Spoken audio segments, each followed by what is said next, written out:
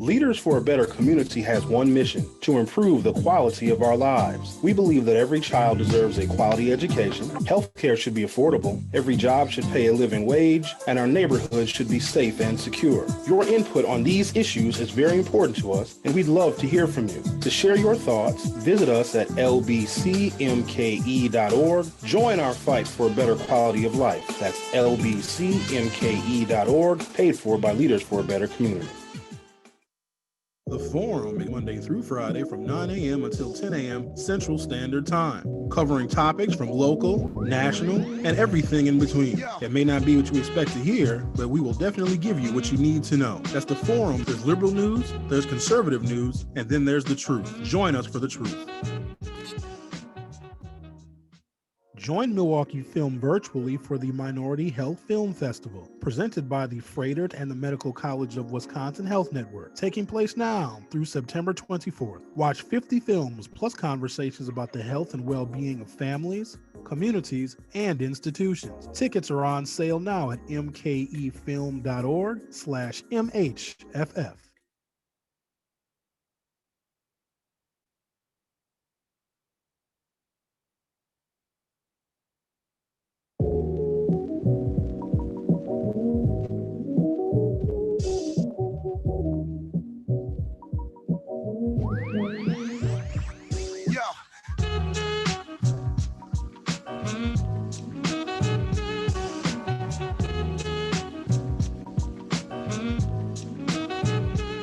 Good morning. Welcome to the program.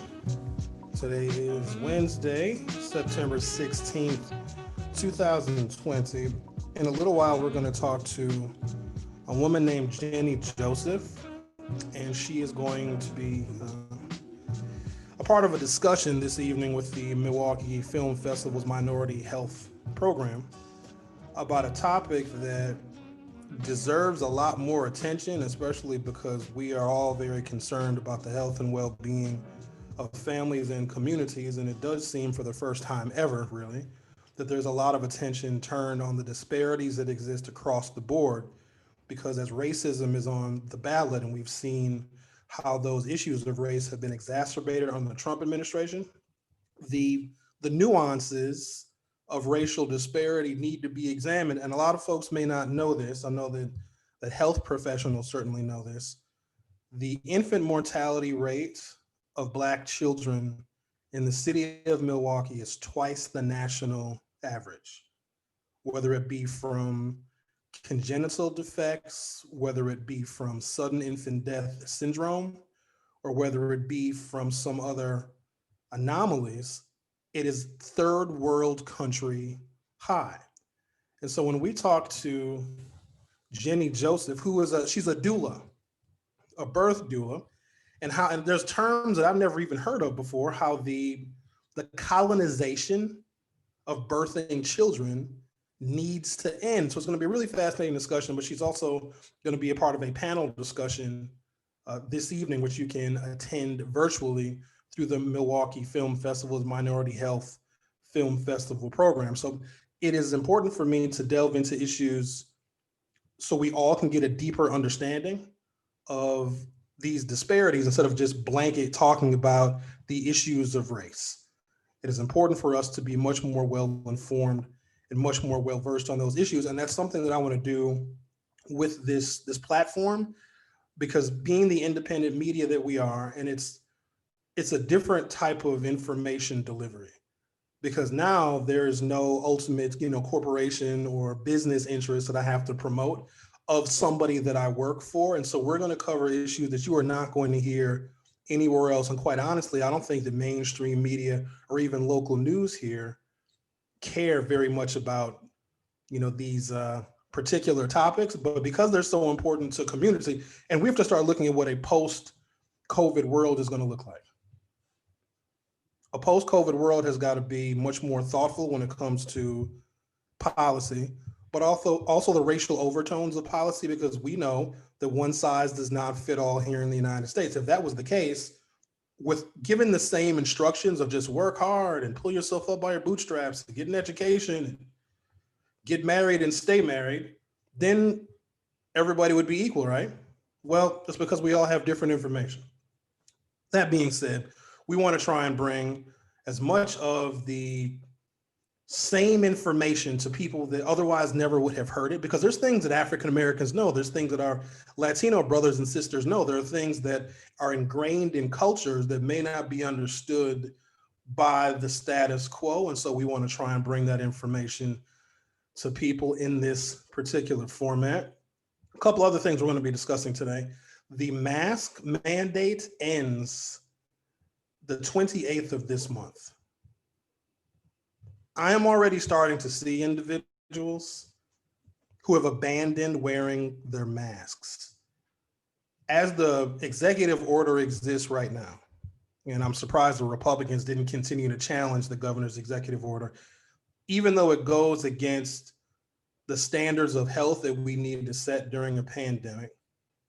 The 60-day order that Governor Evers was constitutionally entitled to put forth and then have enforced, like enforced by local agencies, local cities, et cetera, is due to expire on the 28th.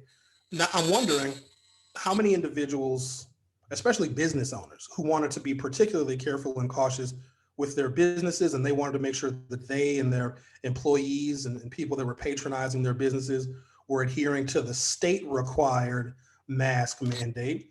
When the mandate expires on the 28th of this month, how many people are just going to abandon wearing masks altogether? That's the question that I want to know. Because as you can tell, the coronavirus is not going anywhere anytime soon. And so with the mask mandate soon to expire, I think that we're going to be in for a very, very long winter. I said some time ago that we are probably going to be dealing with, and every time you hear Dr. Anthony Fauci talk, and you don't hear him as often as you used to, I wonder why, or Deborah Birx, you don't really hear her talking about the coronavirus as often as you used to, because it has become a political issue. But I said some time ago, I think we're going to be dealing with cases of the coronavirus for years. Now, what we're hoping is that those cases remain very, very low. But I think it's going to be a topic where you receive your information, whether it be local news or national news. There'll be like a little chyron that rolls at the bottom, the little news updates that roll in text at the bottom of your screen if you're watching cable news, as an example. I think we're always going to have the caveat of how many coronavirus cases and deaths are in the United States. There's no question that we completely botched the response to the coronavirus, which is a direct reflection of this current administration. And it's one of those things where you try and use this situation to get more people to pay attention and to be aware and to say that there is a political cause for how bad the situation is right here in America. And then you say, well, there's an alternative to this, because I don't think that there's a single person in this country, whether you're a frontline worker, you're a healthcare professional, you work at the grocery store, if you're getting overtime and double overtime because you're delivering for Amazon, if you're a school teacher, if you're a parent, There's no one who isn't affected by this coronavirus. There's no one that isn't affected negatively. And then how we change the semantics around a little bit. We say that they're frontline workers, the people that are working. Oh, the grocery store workers are the heroes. Why won't we pay them a decent hero's wage then? It's like we'll give them this title and this status of being a hero, but we won't pay them a decent wage. That's just so they don't quit. I assure you, none of those frontline workers are going to be getting any congressional medals of honor because they're going and stocking shelves at the grocery store. But because the coronavirus has affected everybody, there's not an industry that isn't touched. We've even seen the restaurant owners begging, will you please help us and support us? All sorts of businesses that are worried about, closing their doors permanently, which we can totally understand. But some of those same businesses, how ironic it is during the coronavirus when they need help and they need more business and they're not advertising anymore, they're begging for you to help them and support them so they can stay in business. Some of those same businesses weren't paying their workers fair wages, and some of those businesses and those restaurants weren't treating their workers with any kind of respect. So it's ironic how that is, how the business owners are now the ones that are asking for help when the employees, especially tipped staff, have been making $2.33 an hour for God knows how long. Let's grab a telephone call and talk with Miss Jennie Joseph of Common Sense Childbirth. Miss Joseph, good morning. How are you?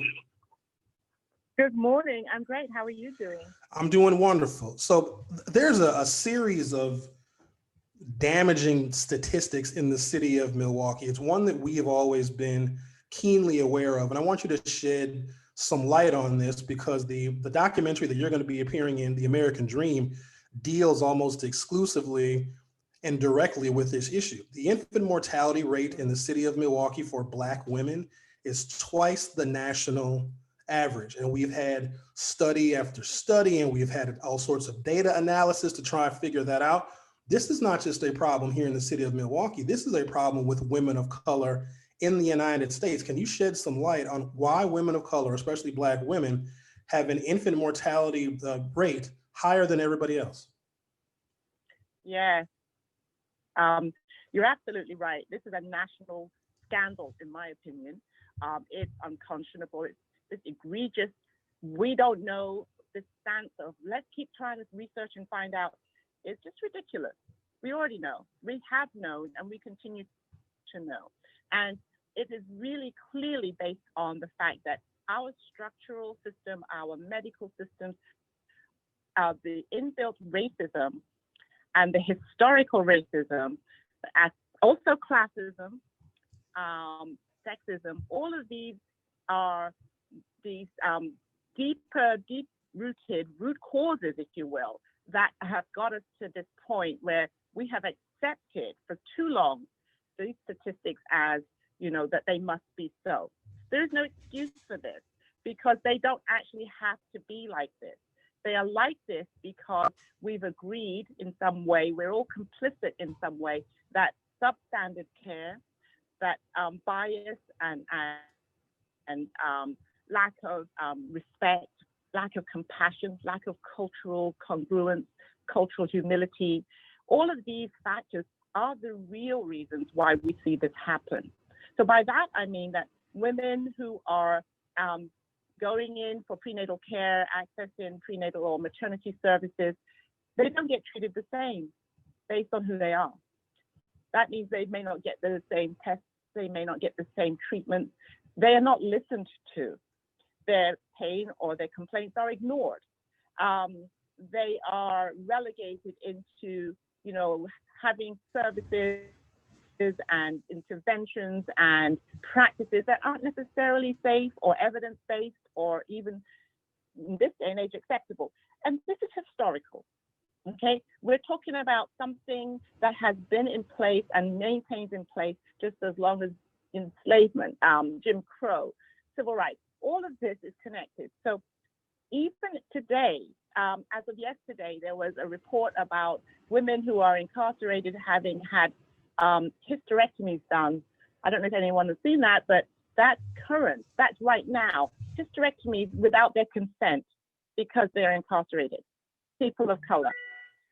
Once again, this is a perpetuation of what has always been the case, where these egregious harms, these attempts to coerce and to take advantage, to use this industrial medical complex that we have here, the capitalistic system that masquerades as medical care, when in actuality is really the root cause for why our babies are dying and why our mothers are also dying or suffering during childbearing and maternity care.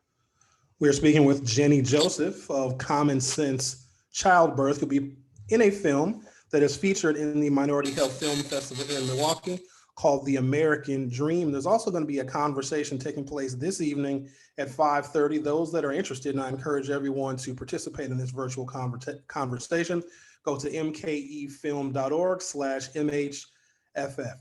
Jennie, you're a doula and you train other women to be doulas. And an interesting thing is, so my mother, my two aunts, and my uncle, so my grandmother's children were all born by doulas.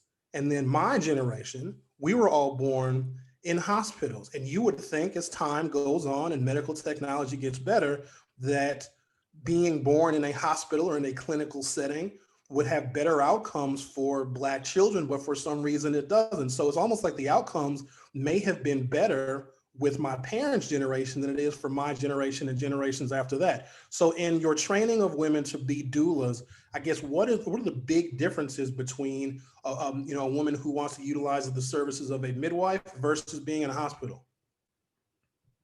Right. Well, first of all, let me clarify. I do indeed train doulas, but I also train midwives. And there is a distinction. A doula provides non-medical support for women and families throughout the childbearing year. And a midwife does the same thing, but the additional skills of a midwife are that she can provide the medical side of things as well in terms of prenatal care, delivery services, postpartum care, and in some cases, women's health care. So a midwife is a medical provider, a licensed provider typically, but you're absolutely right. The grand midwives, the so-called granny midwives of the early 20th century, who were really trained and empowered from the enslaved African midwives who brought those skills, those were the women who delivered America. They delivered both Black and white.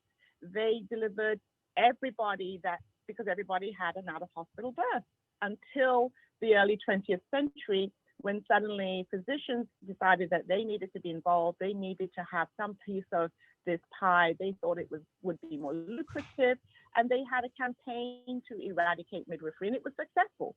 Because you're right, you see within a generation that your family moved from having births at home with the midwives, and then we're in the hospital environment where you're right, the outcomes change quite drastically. The models that we now use are based off of those early models where women were, essentially put into hospitals for their delivery services, but those services were against them, as you were. Women were tied to the bed, for example, back in those days. Women were anesthetized. When the baby was about to be born, they would be put to sleep with anesthetic, and the forceps would be applied to the baby's head, and baby would literally be dragged out. And the episiotomy would be cut, which is where you open up the vaginal opening to allow more space. Obstetrics took over what was always a natural process, and where the domain of the midwife was that she would always support the natural unfolding of childbirth. And even today, that's what midwives do. But so few of us are delivering. There's about 10% of the American population that is delivered by a midwife, whether in hospital or at home. But you're right. The overarching problem that we have is the number of interventions, the number of cesarean sections. This country, 1 in 3 women are having a C-section, having an abdominal surgery to deliver a baby. Think about that. In the rest of the entire world, the number is nowhere near that. Surely the American pelvis is not different to anybody else's. This is about money. This is about power. And unfortunately, for people of color, this is about racism as well. So we know that when you use the services of a midwife, and a doula, their goal is to center the mother baby pair, and support all of that mother's wishes and concerns, answer her questions, empower her, give her confidence, support her. That seems to be the protective factor. And in the absence of that, we literally are dying. We literally suffer from our lack of access to culturally safe care, our lack of ability to impact how we are dealt with when we are of color, because of the color of our skin, essentially. I would call out the situation of Serena Williams, who talked about her birth experience, talked about nearly dying from her pulmonary embolism, from having asked over and over for support, asked for testing, and was ignored. And that proved to all of us who already knew this was going on that even celebrity is not protective when it comes down to how you get treated during your experience. She didn't die, but she didn't die because she advocated for herself, not because she was listened to. That's really important to understand, that even inside of hospitals, like you pointed out, you're not necessarily safe if these practices and this way of thinking and being comes against you just because of who you are.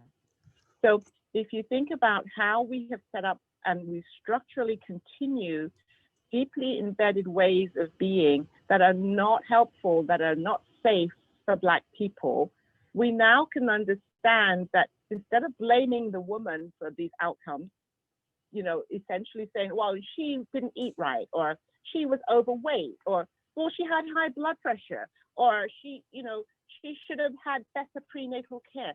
If you hear these tropes, understand that these are part of the racist structure.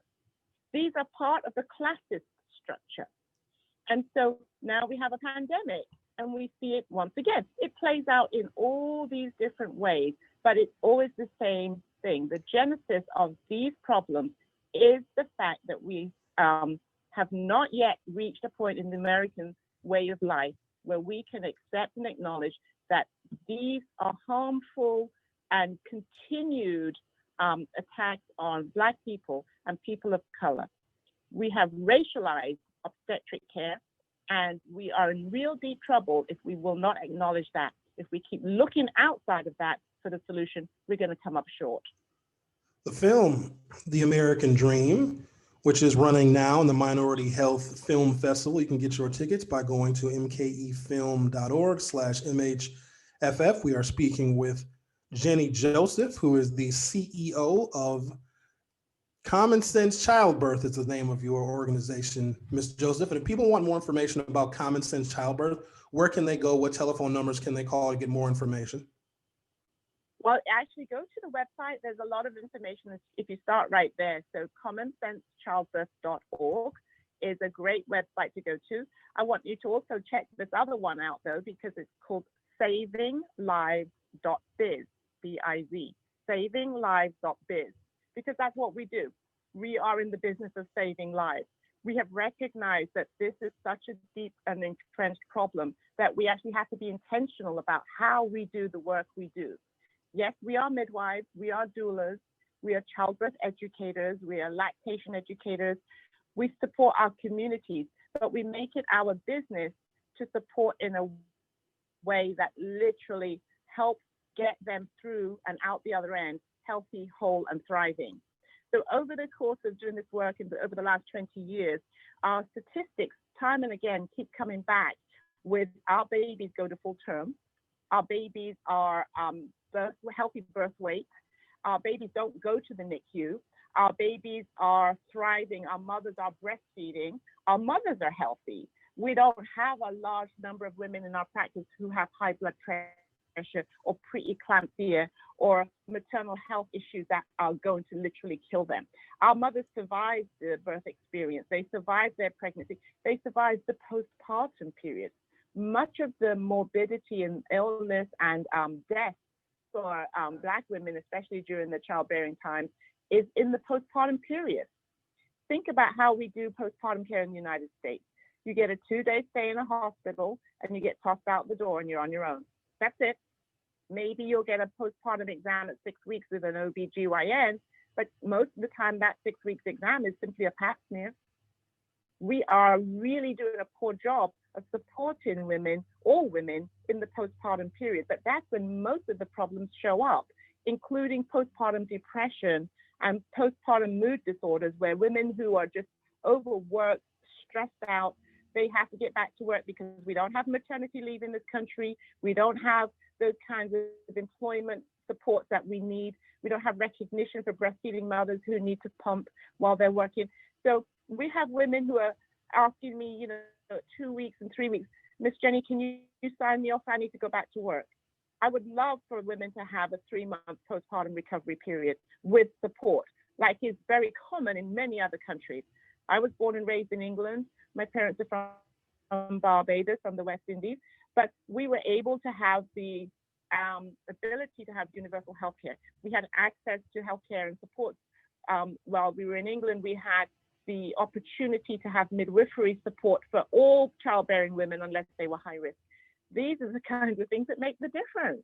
We don't have that in the United States anymore. And I don't think it's coming either unless we make sure to make a stand for, no, we are not going to accept this any longer. This is not safe. This is not right. This is not ethical because people's lives are being harmed. So again, savinglives.biz is my website, which really talks about the racial disparities and what we are doing about it.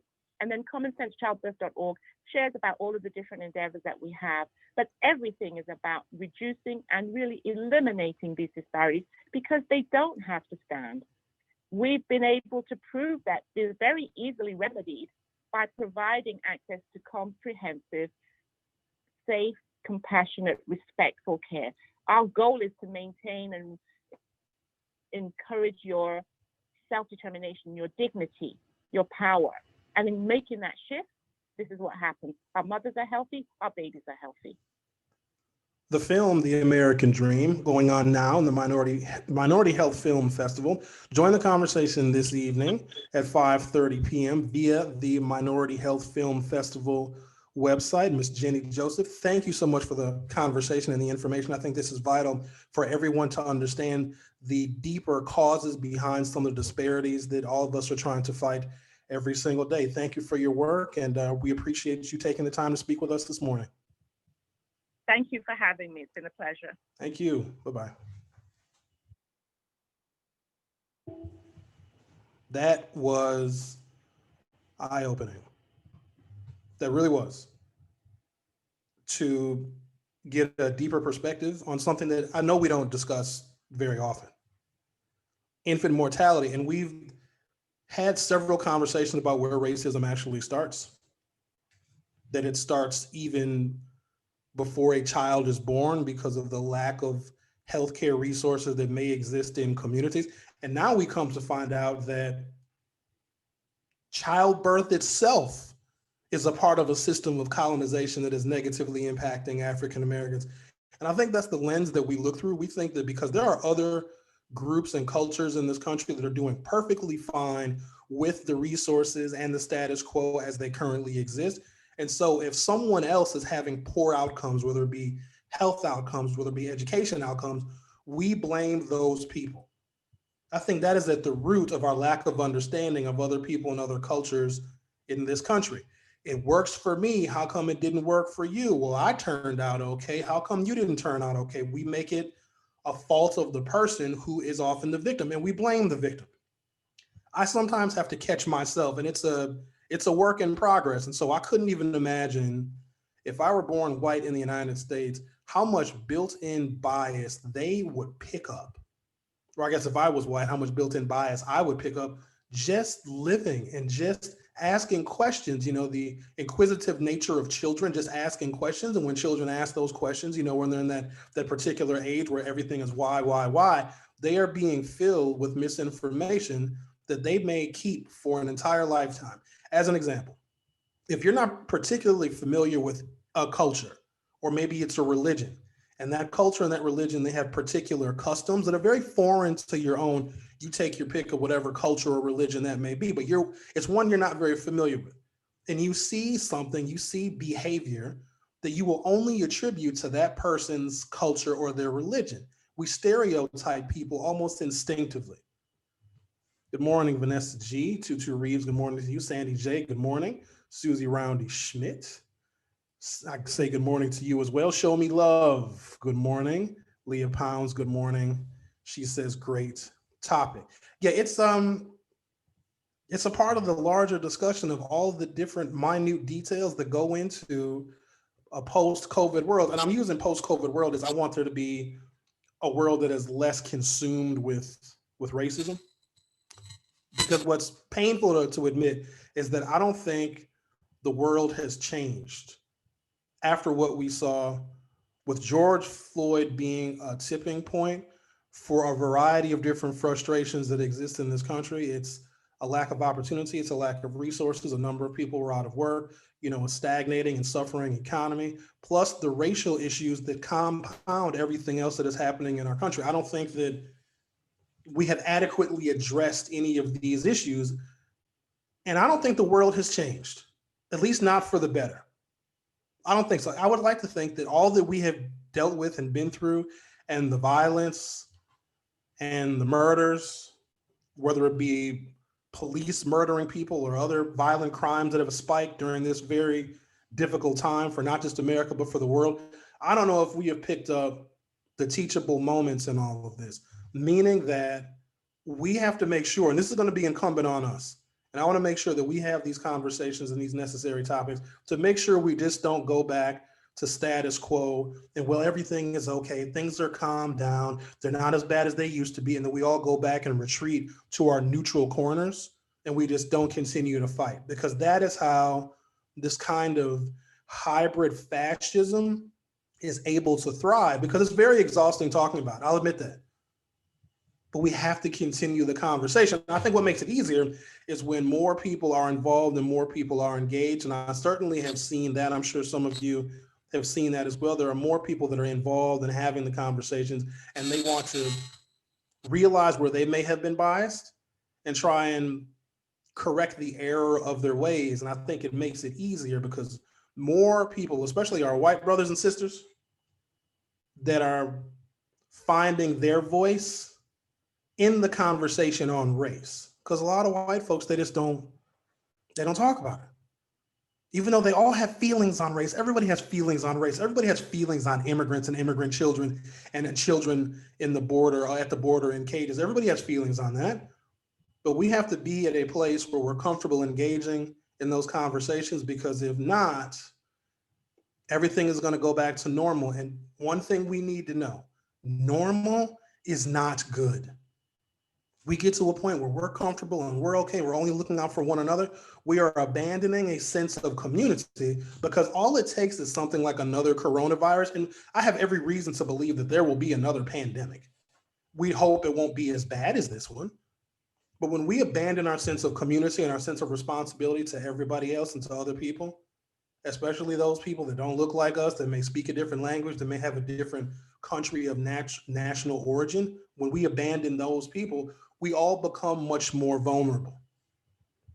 Speaking of vulnerabilities, let's keep our focus here on the state of Wisconsin, because it seems like everybody else is, especially with the disaster that our April 7th election was. And there are a number of leaders that are committed to making sure that does not happen again, including having the drop boxes all around the city. 15 of them, I believe, will be in total. So your ballots are going to get mailed out starting tomorrow. So let's monitor when those ballots actually come. So they're getting mailed out tomorrow. Let's see if some people get their ballots in 3 days, in a week, in 2 weeks, and that can maybe give you a sense of how slowed down the mail actually is. But even before we get to the ballots, it's the mask requirement, which had people adhered to it early, had we had a national mask mandate in February, there will probably be 100,000 more Americans still alive today, but that didn't happen. So with the mask mandate slated to expire in Wisconsin on the 28th of this month, what is that going to mean? Not just for the health of the people in the state of Wisconsin, but also what is that going to mean prior to the November 3rd election? I think it serves Donald Trump better. Some people would disagree. If the coronavirus continues to spike, the chaos and the disorganization that exists, he reigns over it, but does not have to take any responsibility. When he was asked months ago, as the commander in chief of the United States, does he take responsibility for the coronavirus? And remember, he said no during that press conference in front of God and everybody else. He said, no, I do not take responsibility. You know what makes that particularly egregious? When Donald Trump already knew how bad this virus was, and then even knowing that, he took zero responsibility. Him downplaying the virus is working for him. So even if cases spike, he's not going to be held accountable. He's not going to be held responsible. But the difference with the Democrats, and not the personalities of the Democrats, but just the overall theme of what Democrats try to do, Joe Biden and Kamala Harris will take on the responsibility. They will be responsible for it, even though they didn't cause it, they didn't create it, they did not exacerbate the spread.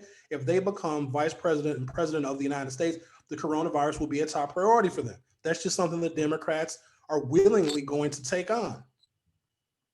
That's the difference, among others. It's 1,001 differences, but I think considering where we are right now, that is the most significant difference.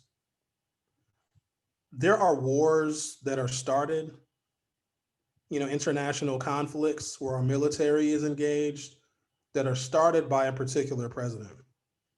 Vietnam was one of them.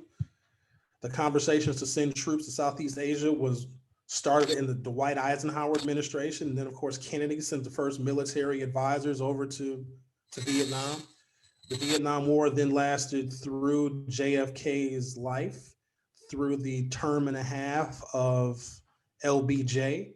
And then finally, the last troops came home from Vietnam. Well, technically, they're still missing POWs, but Richard Nixon. So we're looking at 4 American presidents. And that's just one example of the Vietnam War. The War on Terror is another. Starts during George Bush's term, and then technically it's still going on right now. What presidents do, what leaders do, and we haven't seen this in a very long time because we haven't had leadership at the federal level since 2016, is they take responsibility for the scenarios, the situations, and the conflicts that were started by their predecessors. George W. Bush was instrumental in sending troops to the Middle East for the war on terror, but Barack Obama already understood that was his war. Donald Trump has taken zero responsibility for this other type of war that we are fighting. In fact, I would say we're more vulnerable to this type of war. Anything relating to health and healthcare and the health and well-being of people in this country, we're more vulnerable here than we are against foreign conflict, because we're losing September 11th probably every day to the coronavirus. So this particular war makes us more vulnerable. Donald Trump is taking zero responsibility for it, even though it happened on his watch. It got worse under his watch, and he had the power to control and contain this virus, but he did not. There are countries that have had zero coronavirus deaths. The country of New Zealand has just been opened. They opened up months ago because they were able to mitigate the spread of coronavirus to where they could get everything back on track and get their economies working again. There was a picture I saw a couple weeks ago of a soccer game, a soccer stadium filled with people during the pandemic in which Americans are still locked down. For Madison, Wisconsin, the state continues to grapple with a high number of COVID-19 cases. Governor Tony Evers said his administration is considering options to potentially extend the statewide mask order. Quote, "We're looking at all alternatives," Evers said in a media briefing with the Department of Health Services officials. "We believe masks are an important component in keeping the people of Wisconsin safe. And so hopefully we'll find a way to make sure that happens going forward, but we have made no decision in that respect. We're looking for the right avenue." There's some folks in this bitterly divided partisan state that will not continue to wear a mask if they're wearing one at all. There are some counties and some municipalities in Wisconsin where people just never wore masks at all. But because it's coming from the Democrat Tony Evers, and if he's going to consider extending the mask mandate, there are some people that won't adhere to it, not because they think the mask takes away their freedom or not for some other arbitrary reason, simply because the Democrats said so. That is where we are in this country. An extension through another emergency order is unlikely. However, as the governor's powers for such an order is limited to only 60 days, The current statewide mask mandate expires on September 28th. The administration is already facing a legal challenge over the current order because those bringing the lawsuit say the state constitution does not grant the governor the power to issue consecutive emergency orders on the same issue, in this case, the COVID-19 pandemic. So I would say this goes back to when Tony Evers was first elected and the Republican State Assembly and the Republican controlled state Senate here in the state of Wisconsin put together a series of bills to limit Governor Evers' power. This is before the coronavirus. We didn't know what the coronavirus was, not like we know what it is now. We had no clue. And they put together a package of bills, which of course went all the way up to the Supreme Court and all got challenged, to limit Tony Evers' power in a variety of different respects. The same powers that were gladly and easily given to Scott Walker were taken away from Tony Evers. And this is a reflection of that. And this is how our politics have gotten to a point where we are defying common sense. Because the governor's executive order and emergency orders can only be for 60 days, Republicans won't even consider the extenuating circumstances as coronavirus cases in Wisconsin spike on the heels of a presidential election. And at the same time, Republicans, like they were in April, are encouraging people to go out and live their lives and to go and vote in person. Amazing stuff. Douglas Dickerson, good morning to you. Douglas Dickerson, I agree, we haven't changed. No, I don't think that we've learned lessons, because it's not like it's new that people of color, African Americans in particular, have been yelling and screaming and voting and making it an issue within our communities and even outside of our communities about the disparate treatment and the racism and the stereotypes and the prejudice and you name it, the criminal justice system and the reforms that have never taken place. We still haven't taken that seriously, even when property is destroyed, which did get people's attention. You didn't really have people, some people were not talking about race until they could attribute race to violence and rioting and looting. Because before that, it's like, oh, just protest peacefully so you don't get in my way, because peaceful protests are easy to ignore. A lasting and durable theme about the year 2020, and there will be many. We're going to be reading books and articles and stories, and we're going to be watching movies about the year 2020 from now until Kingdom Come. But it's when a 17-year-old kid, and Kyle Rittenhouse is going to be etched in stone as a part of the turmoil and terror that was this year. That 17-year-old kid from Illinois who, I don't know, caught an Uber, or his mom drove him to Kenosha and he had a gun he wasn't supposed to have. He crossed the state lines to defend property that he didn't own, property that he was not asked to help defend. And it was okay with some people in this country. And the amount of money that has been raised for his legal defense fund as he murdered 2 people and maimed a 3rd is staggering. It's like, are those same people contributing money to people that have lost their jobs and lost their livelihoods and been evicted because of the pandemic, but they'll give money to a 17-year-old child murderer? The response to murder for the reason of protecting property was shockingly supportive, right? You kill somebody because, oh, I'm protecting this car dealership. This 17-year-old kid didn't even have a car, but brings his AR-style assault rifle to protect a car dealership where he doesn't even have a vehicle of his own. That's number one. But then when you have destruction of property as a response to murder, then those are the criminals. So if you kill someone because you are protecting property, then you're a hero. But if you destroy property, which can be replaced, which is insured, and some of those property owners, especially in Kenosha, if they had a certain type of insurance, they're going to make more money in their insurance settlement than they were in their businesses, because businesses have been shuttered because of the pandemic. A lot of folks ain't thinking about that. But look at what the response was. The response to murdering 2 people and maiming a 3rd to protect property was more supportive than destroying property as a result of someone being shot in the back, or in other cases, people being murdered. That is how twisted we are in this country. Jay says agreed, because ultimately most people don't like change. Trying to remove an incumbent president during a war is unheard of. You know what? And we got familiar with that in 2004, because by '04, I don't know if folks remember what that sentiment was, because George Bush, his election, and George W. Bush, his election was decided by the US Supreme Court. They were still counting ballots in Florida. Once George W. Bush got up 529 votes in Florida, remember, all of the votes weren't counted. Some of the worst voter disenfranchisement since the Jim Crow era happened in the year 2000. So they're counting votes, and all the votes were not counted. And we know that absentee ballots and ballots from other municipalities that have high Democratic turnout and high numbers of people of color, those ballots may get counted last. And so right when George W. Bush gets up 529 votes, 531 votes, something like that, they called it off and they said, nope, George W. Bush has won the state of Florida. He has won those electoral votes. He is going to be sworn in as the next president of the United States. The anger, the outrage, because at least in my lifetime, I had never seen such an egregious miscarriage of justice and the electoral system in my life.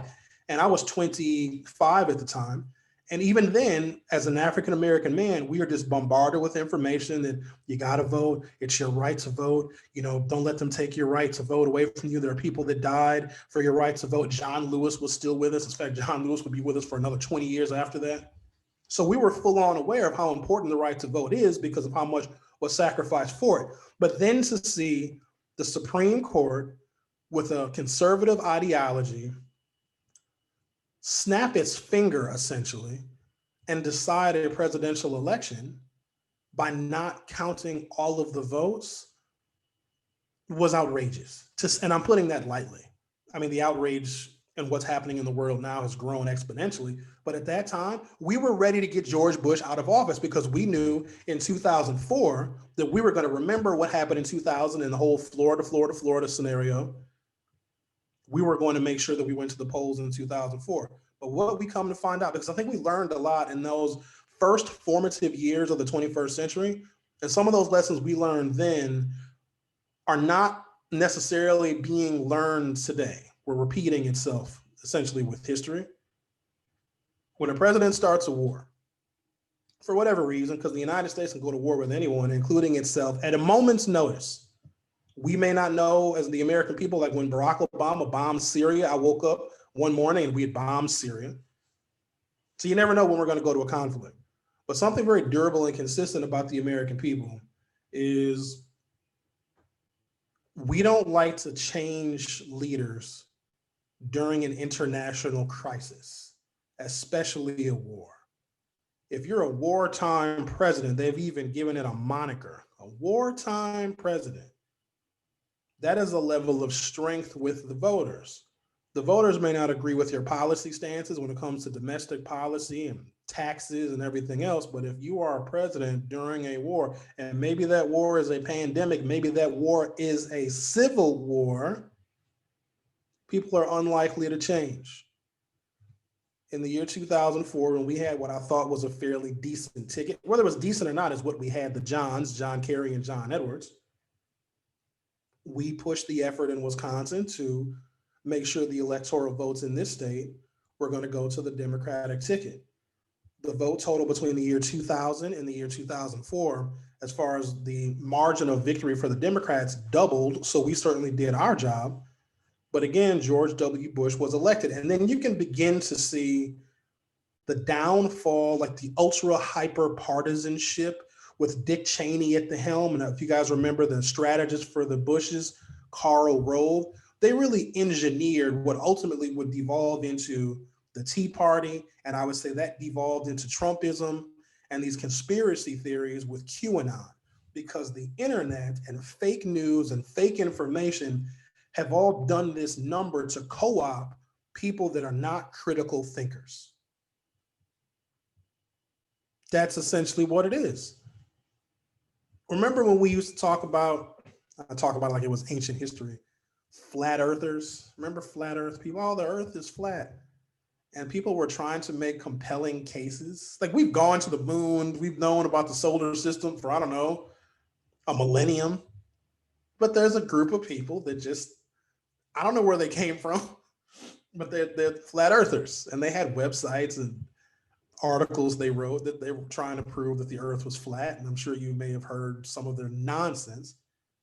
Well, if you're a flat earther and you're on social media, say there's a flat earth Facebook group, and I'm sure there probably is one. The algorithm that Facebook would use,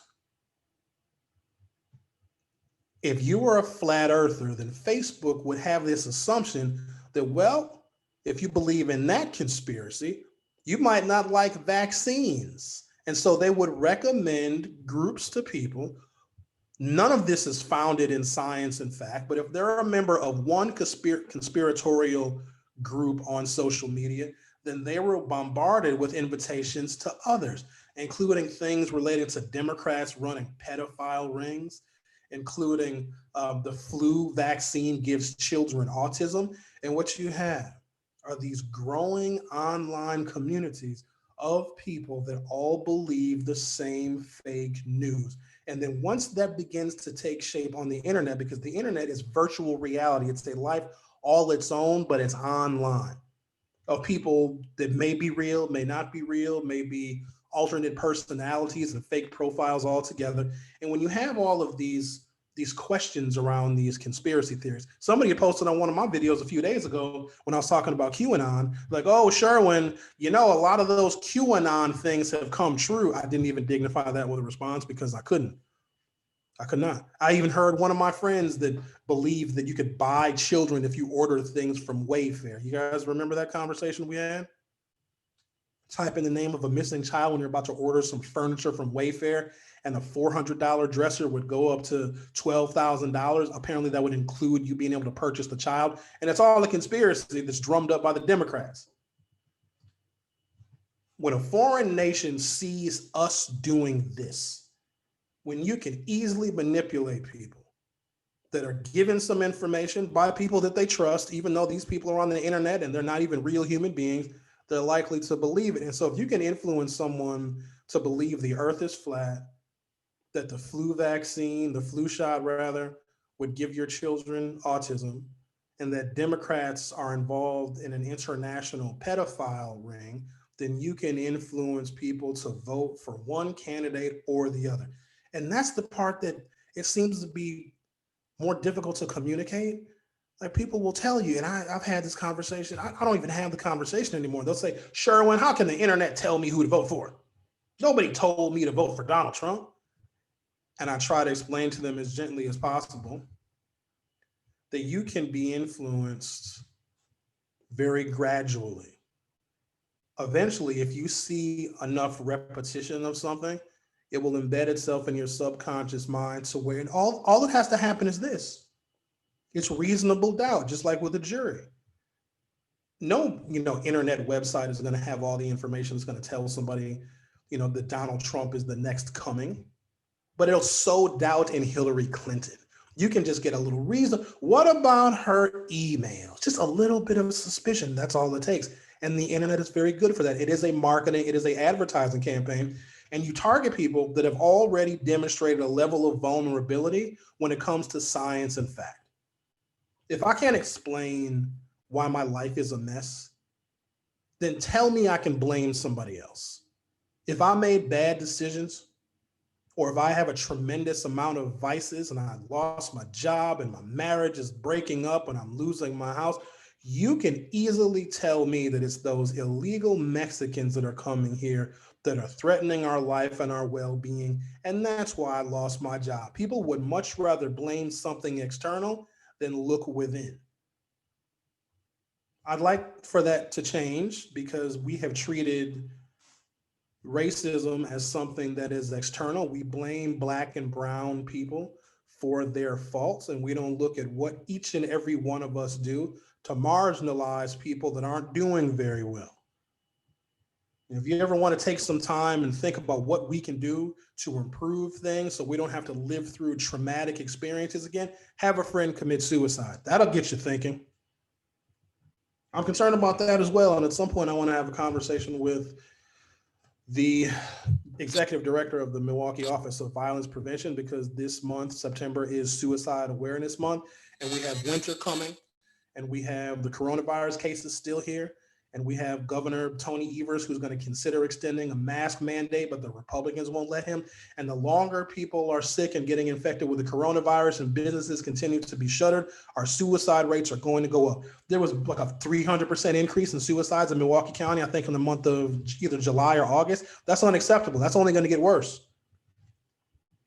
There's already this seasonal affective disorder where people in the wintertime, because we don't get as much sunlight, get depressed. Imagine adding depression in the cold weather months of the winter to all of this that is going on. We need to stop blaming people and start looking at how we are participating and not helping those people become as successful as possible. Leah Pound says, thank you, Sherwin. We need to talk about this. No, I agree. And I just, I've known people that have committed suicide in the past, but there's usually some precipitating story, or they gave us signs and signals. And then there's the people that we worry about, and you have those people. I have those people that if you found out that something happened to one of these people, you kind of knew, you had a premonition because you're always concerned about certain people. And when those people take their lives or are involved in some kind of trauma, I mean, it still hurts. It's still very shocking, but it's kind of expected. You're like, oh, well, I prepared myself for this. I knew that they were having some trouble. I knew they were giving us signs. And so there's always the list of people that we're always a little concerned about because they're telling us, right? But then there's the people that we were never concerned about. Well-adjusted, successful, happy family, good job, whole bunch of money in the bank, you name it, they got it. You never have to worry about those people because they're these model citizens. They are the people that other people want to be like. They're these shining examples of success. When my friend Sam Assad took his life, he was that shining example of success. People just wanted to be around him because success would rub off. Opportunity surrounded this man, and he took his life. He left his wife of only a couple of years and his infant son. We never would have guessed in a million years. And if somebody like that can take their life, imagine all of the other folks that are going to be negatively impacted by what is happening right now. So when you put that, suicides of people that we never expect are going to go up, and you put it in the context of we still can't figure out how to work together on mitigating the coronavirus, we have the government that we deserve. And I'm not being facetious when I say that. We have what we deserve. What people like myself and those in which I share a community with have been saying from the inside of segregated Milwaukee, what we have been saying has fallen on deaf ears. And now how we are essentially trapped and kept away from opportunity because of the coronavirus has essentially segregated everybody. You want to know what a little taste of racism feels like? It's the coronavirus. It's lurking. It may not get you, it may not get everybody, but it is there. And if it gets its claws in your back, it will kill you. It's a constant fear. Don't you have a constant fear that you may get sick or you may get a family member sick? It's not every day. Some days you're fine. And guess when you're fine? It's like when you're fine from racism most days, or at least the overt kind of racism, when you're in your house. Some people don't want to leave the house because the threat is outside the house.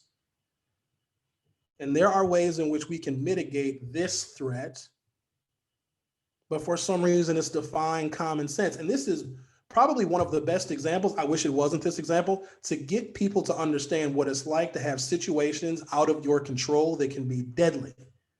As a Black or a brown person, you can't control how someone is going to react to you, if they're going to see you as a threat, if they're going to follow you in a store because they think you're going to steal, or if a cop pulls you over because of a broken taillight, how that can turn out to be your very last encounter on earth.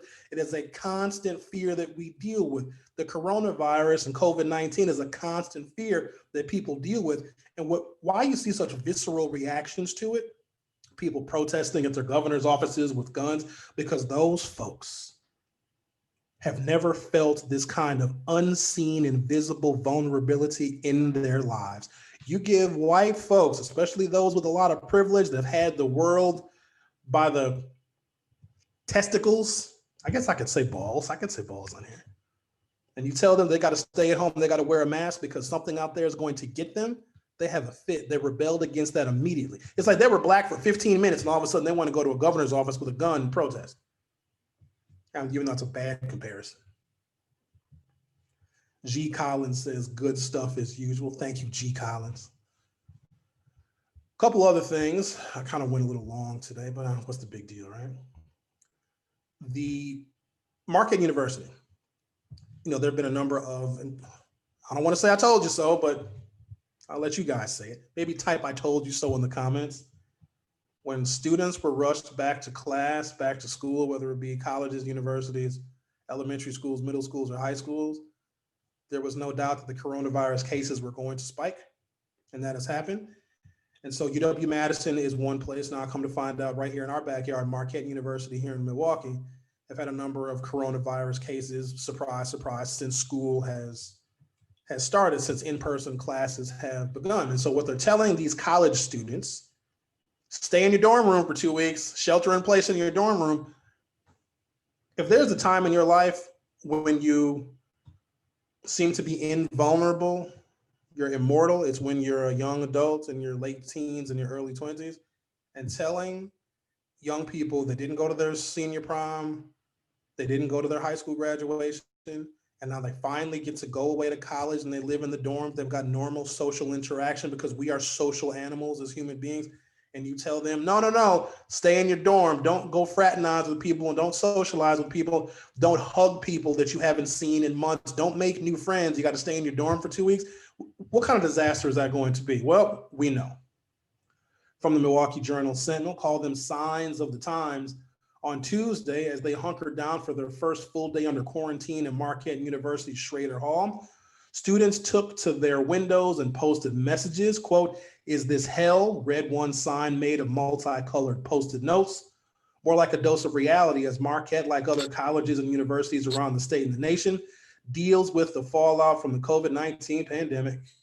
Late Monday night, officials quarantined the Schroeder Residence Hall for 2 weeks after a cluster of coronavirus cases was detected at the facility. The university said 373 students lived there and 3% tested positive for coronavirus. Although the total number of students being tested positive is relatively low, Marquette has only been administering tests to those who were symptomatic. Now, all the students in this dormitory will be tested this week. In a response to questions from the Journal-Sentinel, Marquette spokesperson Lynn Griffith said the, quote, proactive step to close the dorm was taken jointly by the school and the Milwaukee Health Department and made after seeing rising numbers of cases in Schrader Hall. You Marquette folks will know, and I'm sure you'll correct me. Marquette's position is that it is better to quickly isolate those that test positive and quarantine those potentially exposed to contain the cluster and decrease further spread on campus, which could jeopardize our ability to continue to provide an in-person experience for our students this fall. Here's the problem. Some of those students are going home because not all of them are from Milwaukee. Some of them are from other towns or even other states. And even though the positive test rate on the Marquette campus has been 3%, those are just the folks who are, number one, that are getting tested, number two, that are showing symptoms. And we know that asymptomatic spread is how the coronavirus has been able to propagate itself. We know that.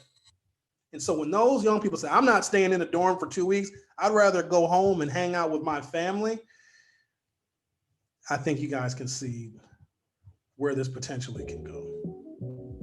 Well, thank you guys. And also thank you to Jennie Joseph, who called in and gave us really eye-opening and shocking information about Black infant mortality.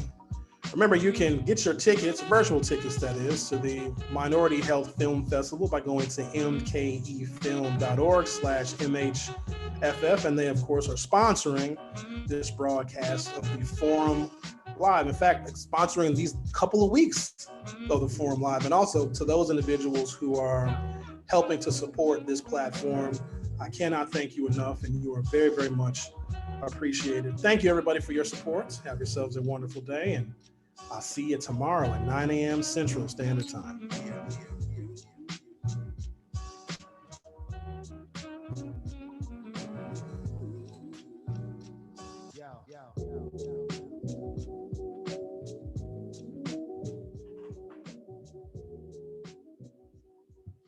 Join Milwaukee Film virtually for the Minority Health Film Festival, presented by the Froedtert and the Medical College of Wisconsin Health Network, taking place now through September 24th. Watch 50 films plus conversations about the health and well-being of families, communities, and institutions. Tickets are on sale now at mkefilm.org/MHFF.